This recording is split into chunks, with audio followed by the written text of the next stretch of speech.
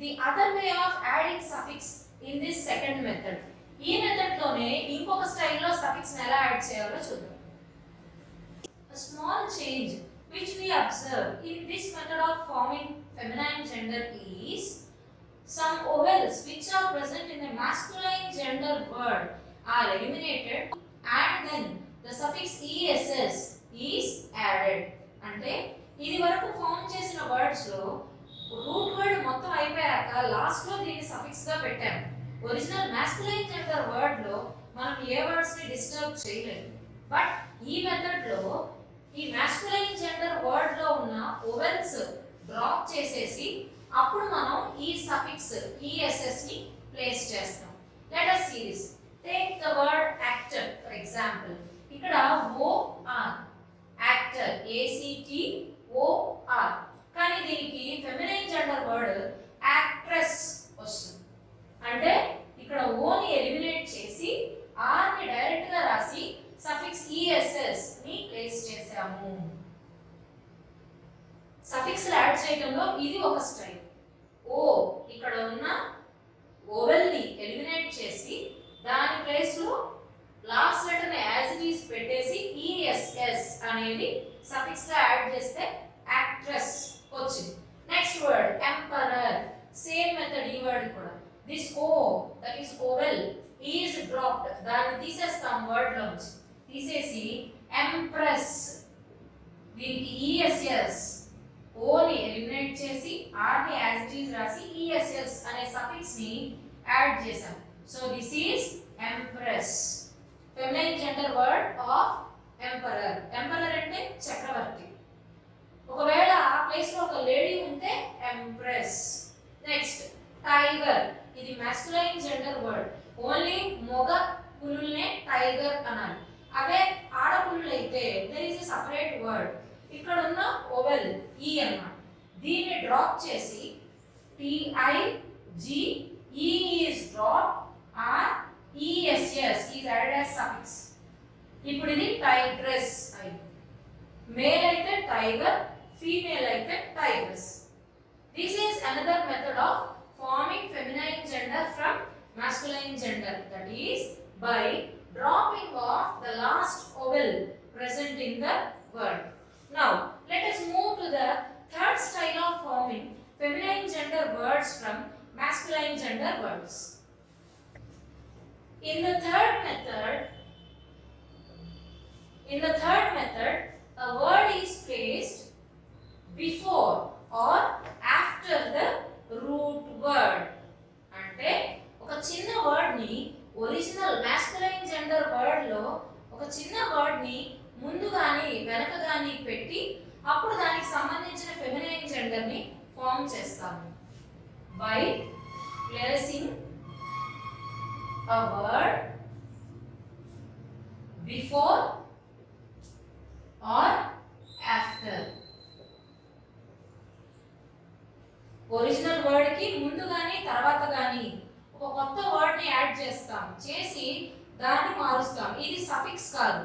Suffix అంటే add చేసాక మొత్తం కలిపి ఒకటే వర్డ్ అయితే అది సఫిక్స్. అలా కాకుండా ఒక వర్డ్ ని ముందు గాని వెనక గాని మార్చి లేదంటే కొత్త వర్డ్ ని యాడ్ చేసి ఇక్కడ ఫెమినైన్ జెండర్ వర్డ్స్ ఫామ్ చేస్తాం. For example take the word grandfather. Grandfather దీనికి feminine gender word grandmother అవుతుంది. Here the word grand is in common for both these. ఇక్కడ మనం ఫాదర్ అన్న ఈ వర్డ్ ని which is present after the word grand.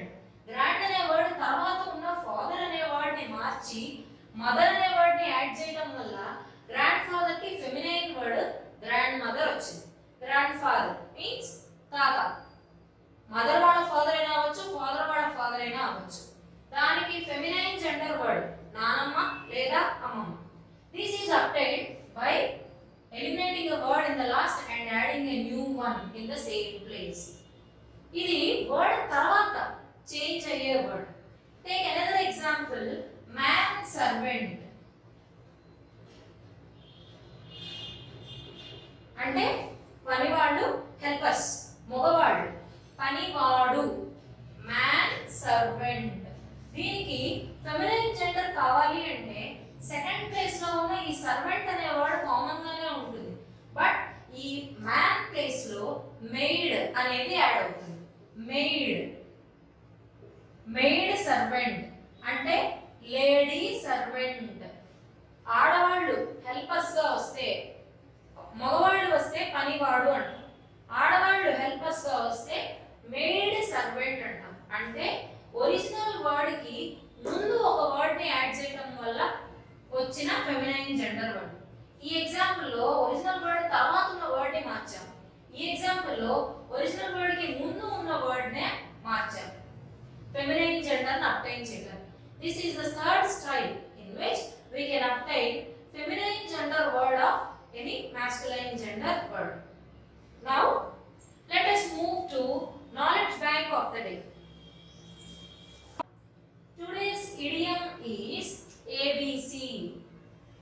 ABC, we know these three are the first three alphabets in English. మరి ABC అంటే అర్థం ఏంటి? ABC means elementary knowledge, అంటే బేసిక్ నాలెడ్జ్, మినిమం ఉండాల్సిన నాలెడ్జ్ ని ఏబిసి అంటారు. సపోజ్ వాడికి అసలు ఆ సబ్జెక్ట్ లో మినిమం నాలెడ్జ్ కూడా లేదు అని చెప్పాలనుకున్నాం రిగార్డింగ్ సంబడి, ఎవరి గురించో ఇలా మనం చెప్పాలనుకున్నాం regarding somebody that he doesn't have even minimum knowledge. అది చెప్పాలంటే దాన్ని ఇడియం యూజ్ చేసి he doesn't know even the ABC of the subject, అంటే ఏబిసిలు కూడా వాడికి ఆ సబ్జెక్ట్ లో రావు అని చెప్తున్నాడు. అంటే వాడికి ఆ సబ్జెక్ట్ లో ఏబిసిలు ఉంటాయని కాదు, దాని అర్థం మినిమం నాలెడ్జ్ కూడా లేదు అని చెప్పడానికి ఇలా చెప్తారు. He doesn't know even the ABC of the subject. Next, today's new words. వాము, which we commonly find in our kitchen. వాము, మెంతులు, all these are used. Yes, ఇక్కడ వాము is called ajovan in English. English లో వాముని అజోవన్ అని పిలుస్తారు. Next, మెంతులు, we call them fenugreek. ఈ మెంతుల పొడిని ఫెనుగ్రీక్ పౌడర్ అంటారు ఇంగ్లీష్ లో. మెంతి పొడి ఫెనుగ్రీక్ పౌడర్, మెంతులు fenugreek seeds. yes, next, interesting fact. ఈ రోజు మనం ఇంగ్లీష్ లో యూజ్ చేసే ఒక పంక్చుయేషన్ మార్క్ అయిన క్వశ్చన్ మార్క్ ఆ షేప్ లోనే ఎందుకు ఉంటుంది, అసలు అది ఎలా వచ్చింది, మన రిటర్న్ యూసేజ్ లోకి అది ఎలా వచ్చిందో తెలుసుకుందాం. Its origin is from Bible. దీనికి ఆరిజిన్ మనకి బైబిల్ నుంచి తెలుస్తుంది. గాడ్ ఎర్త్ మీద హ్యూమన్స్ ని క్రియేట్ చేసినప్పుడు వాళ్ళకి కావాల్సిన అన్ని కూడా ఒక గార్డెన్ లో క్రియేట్ చేసి ఇచ్చాడట. ఆ గార్డెన్ లోనే ఫ్రూట్స్, ఫ్లవర్స్, బర్డ్స్, ఇన్సెక్ట్స్ అన్ని కూడా అదే గార్డెన్ లో చాలా హ్యాపీగా ఒకదానితో ఒకటి కలిసిమెలిసి ఉండేవి. గాడ్ హ్యూమన్ ని క్రియేట్ చేసినప్పుడు దీనికి ఒక వార్నింగ్ ఇచ్చాడు. నువ్వు చాలా హ్యాపీగా ఉండొచ్చు, ఏదైనా నీ ఇష్టం వచ్చినట్టు చేయొచ్చు, కానీ ఆ గార్డెన్ లో ఒక ఫ్రూట్ ఉంది, ఆ ఫ్రూట్ ఒకటి మాత్రం నువ్వు తినొద్దు. తింటే ఇంకా తర్వాత నుంచి నువ్వు రోజు నన్ను చూడలేవు, నాతో మాట్లాడలేవు అని గాడ్ హ్యూమన్స్, ఫస్ట్ హ్యూమన్స్ అయిన ఆడమ్ అండ్ ఈవ్ కి వార్నింగ్ ఇచ్చాడు. కొన్ని రోజుల పాటు వాళ్ళు అలానే ఉన్నారు, ఫాలోయింగ్ గాడ్స్ ఇన్స్ట్రక్షన్. అయితే ఒక రోజున అదే గార్డెన్ లోంచి ఒక స్నేక్ ఈవ్ దగ్గరకు వచ్చి ఒక చెట్టు కొమ్మకి చుట్టుకుని, we call this coiling. Suppose ఇది చెట్టు కొమ్మ అనుకోండి, దీనికి చుట్టుకొని ఆ స్నేక్ ఇలా ఇలా చుట్టుకొని ఇలా నుంచుని ఈవ్ ని క్వశ్చన్ వేసిందట. Is that true? ఏంటి నిజమేనా? ఆ ఫ్రూట్ తింటే ఇంకా నుంచి మనకి గాడ్ కనిపించడా అని అడిగిందట. బైబిల్ ప్రకారం ఈ క్వశ్చనే వరల్డ్ లో గాడ్ మనుషుల్ని క్రియేట్ చేసిన తర్వాత పుట్టిన ఫస్ట్ క్వశ్చన్ అని చెప్తారు. సో ఈ క్వశ్చన్ అడిగినప్పుడు ఆ స్నేక్ ఈ షేప్ లో నుంచోని అడిగిందట ఈవ్. సో అప్పటి నుంచి ఫస్ట్ క్వశ్చన్ అడిగినప్పుడు స్నేక్ ఏ షేప్ లో ఉందో ఆ షేప్ లోనే మనం కూడా క్వశ్చన్ మార్క్ ని రాస్తున్నామని చెప్తారు. This is the origin of the shape of question mark. ఇప్పటిదాకా మనం నేర్చుకున్న ఈ grammar nouns based on gender topic మీద worksheets will be sent. Please see that you complete all those worksheets, and the next day correct answers for those questions will also be sent. Please write answers for all those so that you will get an idea of the knowledge you have acquired till now. Thank you.